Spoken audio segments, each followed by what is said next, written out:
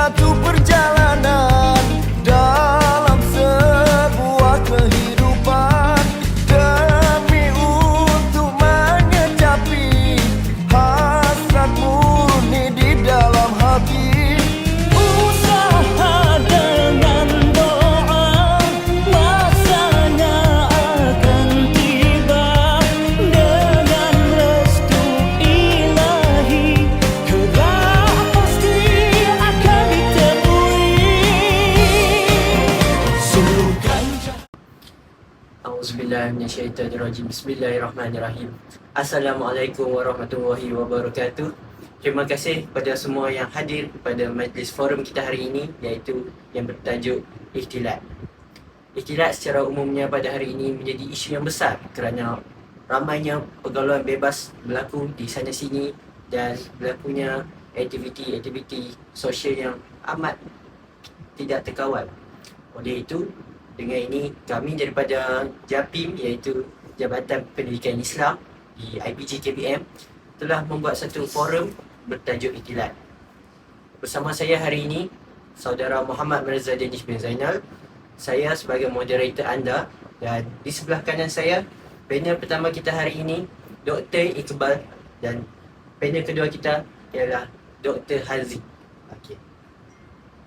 Mari kita mulakan kita punya forum hari ini dengan bacaan Al-Fatihah.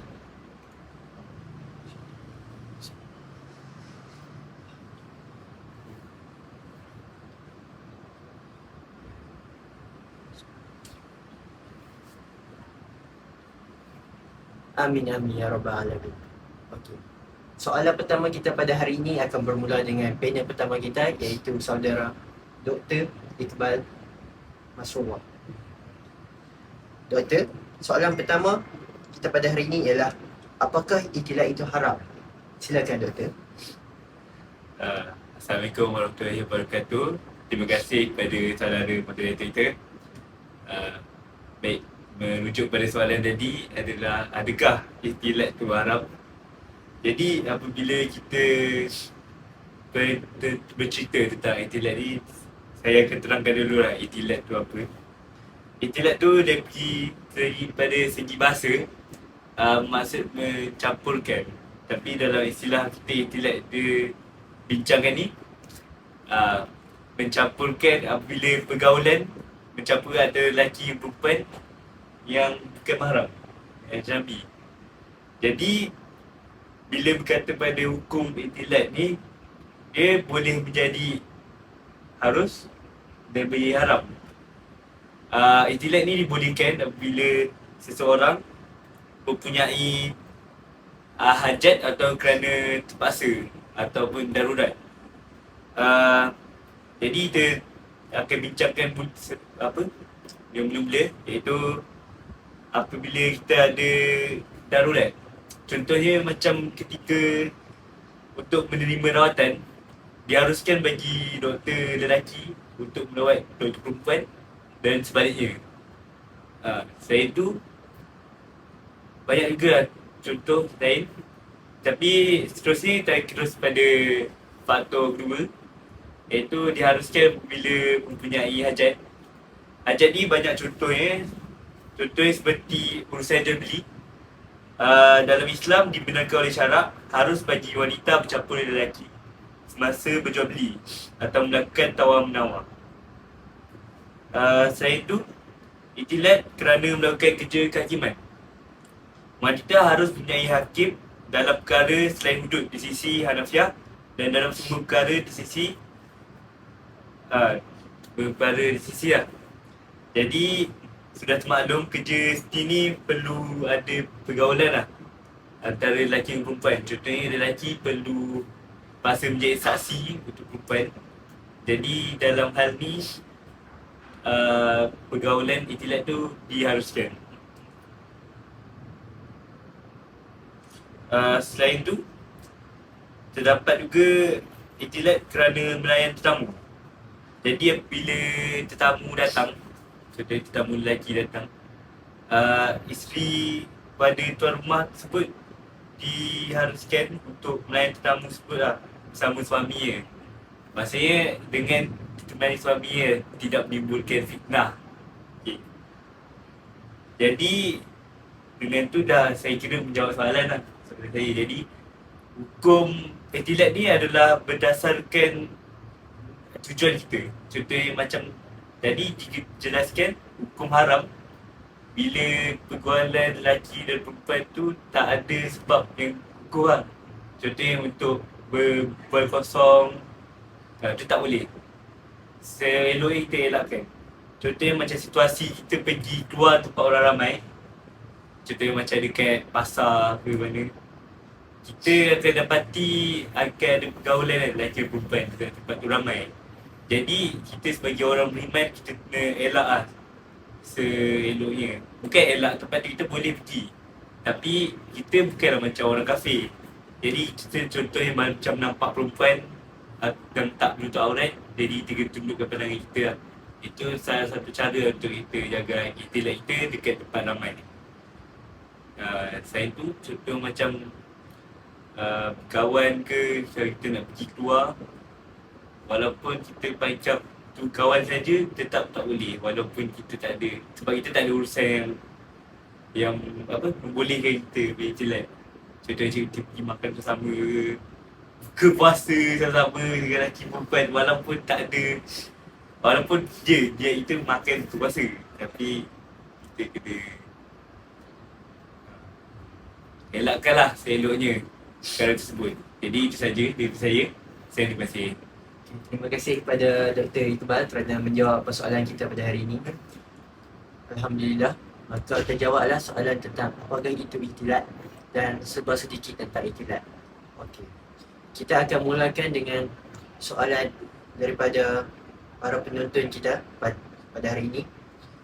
Soalan pertama saya akan tujukan kepada Dr. Haziq, iaitu panel kedua kita. Soalannya berbunyi, ini daripada Encik Suhaimi. Saya suami kepada isteri yang bekerja dengan salah sebuah hospital kerajaan di Kuala Lumpur. Setiap tahun beliau perlu menghadiri kursus kerja selama 2 atau 3 hari di tempat yang diletakkan. Kursus ini lebih kepada program team building, yang mana setiap aktiviti perlu dibuat bersama-sama antara peserta lelaki dan perempuan. Masalahnya ada aktiviti yang dilaksanakan akan terjadi persentuhan fizikal antara sesama mereka disebabkan aktiviti itu sendiri yang memerlukan setiap peserta bercampur baur dan rapat.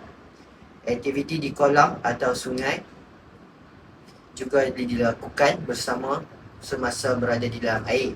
Ini pastinya mendedahkan aurat wanita kepada sang lelaki apabila pakaian mereka basah seluruhnya. Selain itu, aktiviti persembahan pada waktu malam pula ada yang melibatkan tarian dan nyanyian di atas pentas dan mencampurkan lelaki dan wanita. Mohon pencerahan daripada Dr. Haziq. Alhamdulillah. Assalamualaikum warahmatullahi wabarakatuh.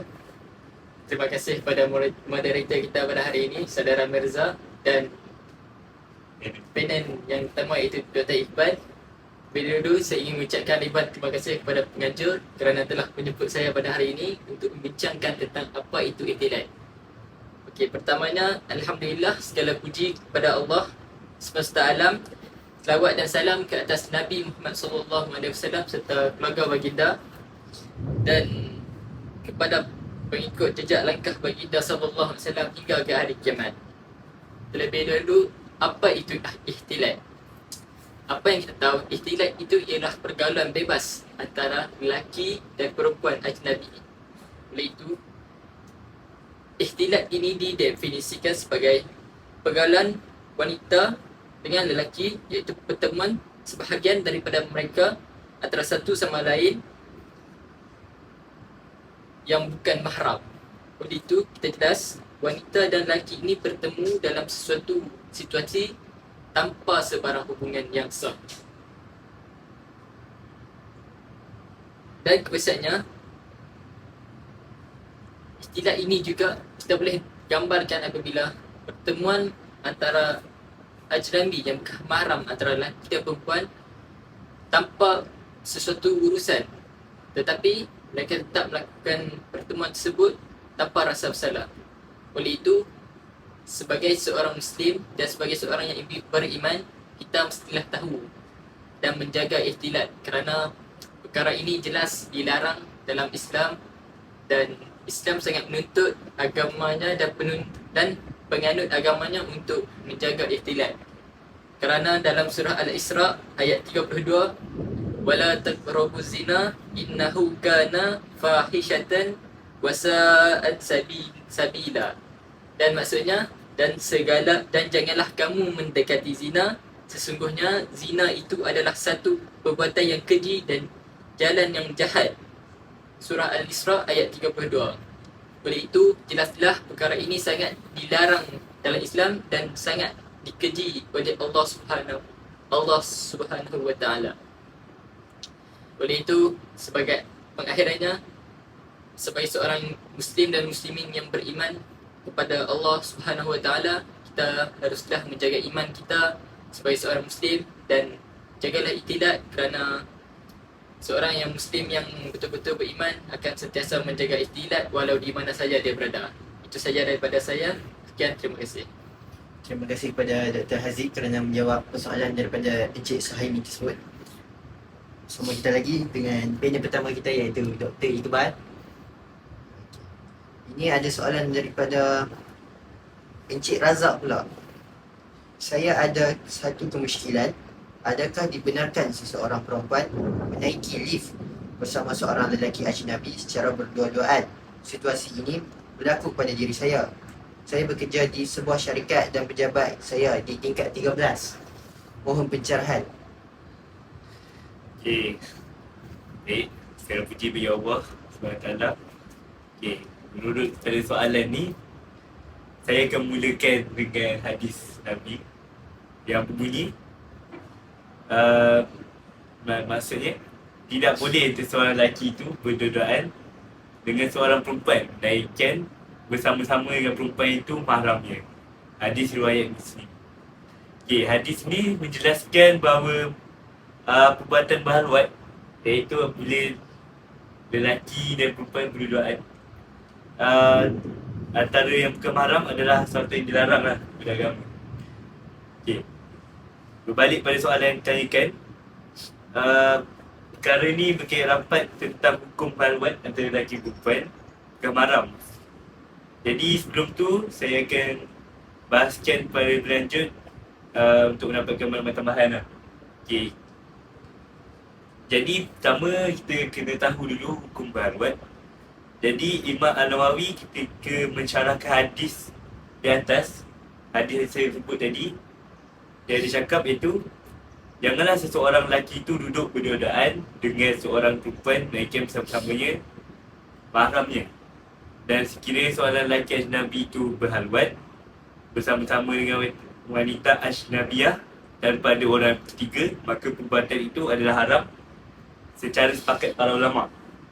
Demikianlah juga hukumnya jika bersama-sama perempuan tersebut seorang yang mereka tidak berasa malu dengannya disebabkan kecilnya dia, seperti seorang lelaki, kanak-kanak lelaki berusia 2 tahun atau 3 tahun, atau seumpamanya kerana wujudnya anak tersebut sama seperti tiada. Okey, jadi sekali lagi, Ibnu Hajar Al-Haytami ada menyatakan bahawa sekiranya seorang wanita dan lelaki ajnabi asing tinggal dalam satu rumah tetapi berbeza bilik, maksudnya contohnya lelaki itu duduk atas, perempuan duduk bawah, atas baliknya, boleh, tetapi mereka tak boleh untuk berkongsi fasiliti, contoh macam tandas tak boleh kongsi, dan laluan untuk masuk ke kawasan mereka tu tak boleh satu jalan. Okey, baik. Selain tu, okey, antara hikmah larangan lelaki ajnabi berdua-duaan ni kerana boleh menimbulkan fitnah. Apabila orang lihat dia sesuatu yang tak manis lah, boleh jadikan fitnah, itu zina. Jadi ada beberapa pengecualian dan keadaan yang dibenarkan untuk baharuat. Jadi para fuqaha juga ada menyebutkan beberapa pengecualian ketika keadaan yang dibenarkan bagi lelaki itu berdua-duaan dengan wanita ajnabi. Jadi dalam hal ini Imam An-Nawawi menyatakan bahawa dikecualikan daripada isu ini halwat dah. Ketiga, semua tempat-tempat yang terdapat pada darurat seperti seorang lelaki menjumpai seorang perempuan yang sesat jalanan atau seumpamanya, maka diharuskan padanya untuk menemani wanita tersebut. Contoh, ada situasi yang dibenarkan, bahkan menjadi satu kedudukan daripada dia untuk melakukan hal itu kerana dia merisaukan keselamatan wanita itu apabila ditinggalkan sendirian. Jadi dalam situasi ini tak ada khilaf pada dia dan berdalil dengan jadi bolehlah contohnya macam situasi tersebut, contoh macam lelaki tu jumpa perempuan sesat, dia kena temankan. Okay. Jadi kita berbalik pada soalan yang asal, boleh ke literati berduaan dalam lift meja rendah? Jadi kita kena lihat pada lift tempat kerja tersebut lah atau kawasan perumahan. Jadi lift ni dikategorikan sebagai penggunaan awam. Okay. Jadi yang pertama, sekiranya lift tersebut sentiasa menjadi darurat orang ramai dan dilengkapi dengan sistem keselamatan terjamin dari keselamatan diri lah serta jauh dari fitnah, maka harus bagi seorang perempuan menaiki lift tersebut sekalipun bersamanya lelaki bermahram, dengan syarat mereka mesti menggunakan pandangan serta menjaga batas dalam agama.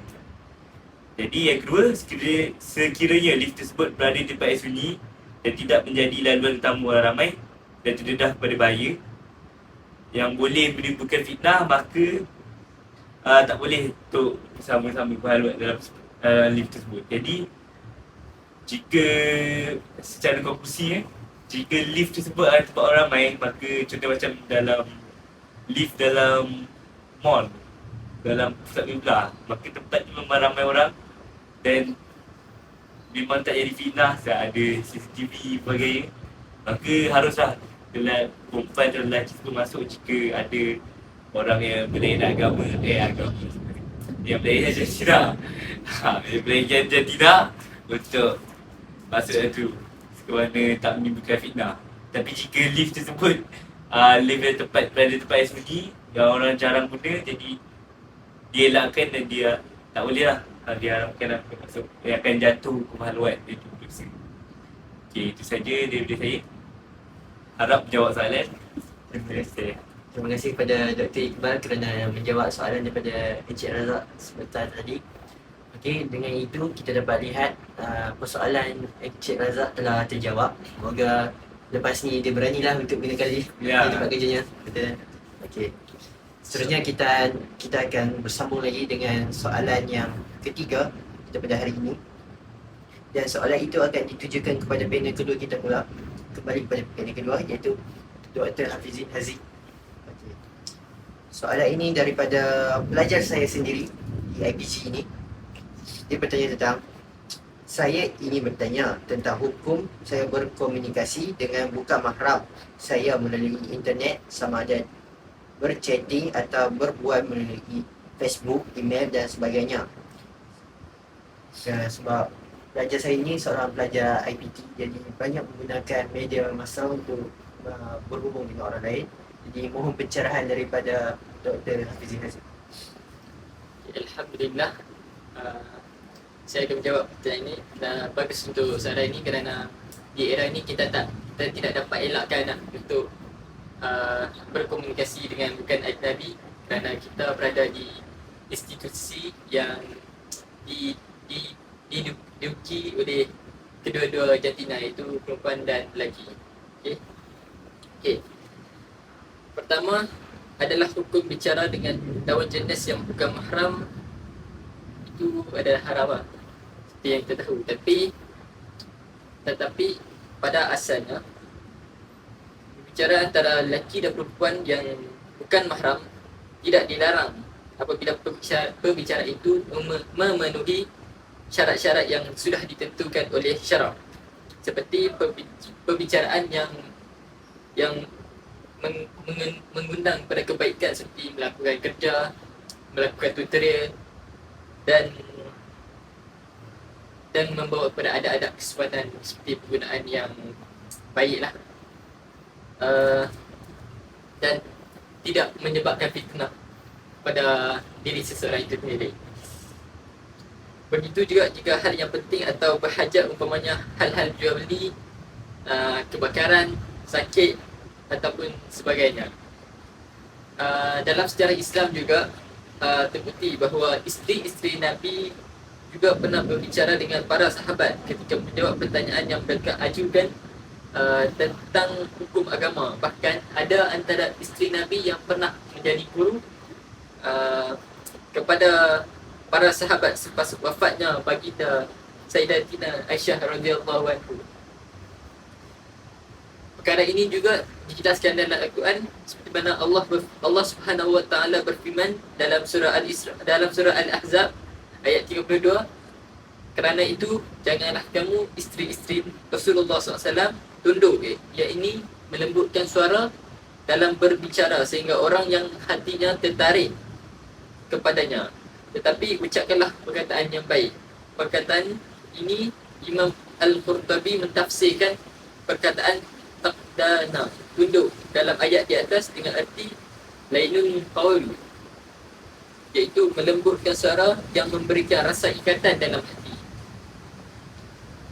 Ini dapat didefinisikan iaitu menarik hati orang yang mendengarnya atau membacanya adalah dilarang dalam agama. Oleh itu, perbicaraan yang dilarang dalam agama yang menyebabkan fitnah dengan melembutkan suara. Oleh itu, kita kalau hendak berkomunikasi dengan bukan ajnabi, terutamanya perempuan lah, janganlah menggunakan suara yang lembut yang boleh mengikat hati seseorang lelaki itu sendiri. Selain itu, penggunaan emoji-emoji yang tidak sesuai juga dilarang dalam berkomunikasi, seperti emoji love dan emoji yang boleh mendatangkan keinginan seseorang itu, yang boleh mendatangkan jatuh hatinya seseorang itu kepada orang yang membacanya. Dan ini kerana perbuatan itu jelas akan melanggar hukum agama dan melanggar syariat dalam berkomunikasi, dan ia akan menjadi perbualan yang dilarang di dalam Islam dan dalam agama itu sendiri. Allah sangat melaknat dan sangat mengkeji orang-orang yang tidak menjaga pergaulan dan membuat perkara-perkara yang boleh mendatangkan zina ini. Saya rasa itu saja daripada saya. Saya serahkan kepada moderator kita. Terima kasih kepada Dr. Hafiz Haziq kerana menjawab soalan daripada pelajar saya tersebut. Maka saya akan tutup forum kita hari ini dengan sedikit kesimpulan. Seharusnya ikhtilat ini tidak perlu ditakuti oleh sesiapa pun. Ikhtilat ini seharusnya dijaga, bukan ditakuti. Yang ditakuti harusnya ialah zina ataupun berkhawat. Kita harus menjaga perbatasan kita di antara satu sama lain, iaitu berlainan jantina, supaya tidak berlakunya salah faham ataupun fitnah daripada orang lain di sekeliling kita. Terutamanya saya lihat pelajar saya di IPCKBM ini, kebanyakannya tidak menjaga ikhtilat mereka berdua-duaan ataupun bersama-sama. Jadi saya harap forum kita pada hari ini dapat membantu para pelajar dan para pensyarah sendiri di IPCKBM ini untuk terus menjaga ikhtilat mereka walaupun di mana mereka berada. Oleh itu saya ingin berterima kasih kepada dua orang panel yang datang daripada jauh hari ini, Dr. Iqbal Masruah yang datang daripada USIM. Terima kasih Doktor. Dan juga terima kasih kepada Dr. Hafiz Haziq yang datang jauh daripada Goba, iaitu UIA. Saya harap info-info yang diberikan hari ini dicatat ataupun diambil berat oleh para penonton. Saya akhiri dengan wa taufiq wal hidayah. Wassalamualaikum warahmatullahi wabarakatuh. Terima kasih. Pak, biar boleh start tu.